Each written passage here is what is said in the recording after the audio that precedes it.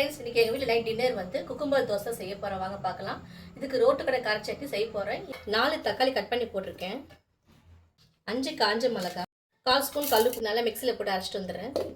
மிக்சியில் எல்லாம் அரைச்சாச்சு. ஸ்டவ் ஆன் பண்ணி வானில் வச்சுருக்கேன். நான் 4 ஸ்பூன் ஊற்றிக்கிறேன். கடுகு, கொஞ்சம் கருவேப்பிலை, அடுப்பை சிம்மில் வச்சுக்கிறேன். அரைச்சிட்டு ஊற்றிக்கிறேன். மூடி போட்டு வச்சிருங்க. நான் ஒரு குக்கும்பர் ஃபுல்லாக எடுத்திருக்கேன். 1/4 ஸ்பூனுக்கு ஜீரகம் போட்டுக்கிறேன். 2 பச்சை மிளகாய், ஒரு துண்டு இஞ்சி, பூண்டு பழம் 3, கொத்தமல்லி இந்த அளவுக்கு போட்டுக்கோங்க. கருவேப்பிலை கொஞ்சம், 1/4 ஸ்பூன் கல்லுப்பு. மிக்ஸில் எல்லாம் அரைச்சிட்டு வந்துடலாம். நைஸாக அரைச்சது இந்த தோசை மாவில் ஊற்றிக்கலாம்.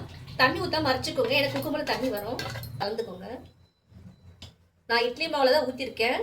1/4 ஸ்பூனுக்கு சால்ட் சேர்த்துக்கிறேன்.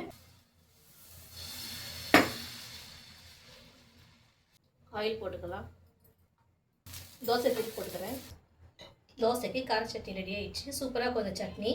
இன்னைக்கு எங்கள் வீட்டில் நைட் டின்னர் வந்து குக்கும்பர் தோசையும் ரோட்டு கடை கார சட்னி செஞ்சிருக்கு. vlog உங்களுக்கு பிடிச்சிருந்தா லைக் பண்ணுங்க, சப்ஸ்கிரைபர் பண்ணுங்க, கமெண்ட் பண்ணுங்க. மறக்காம. Bye friends.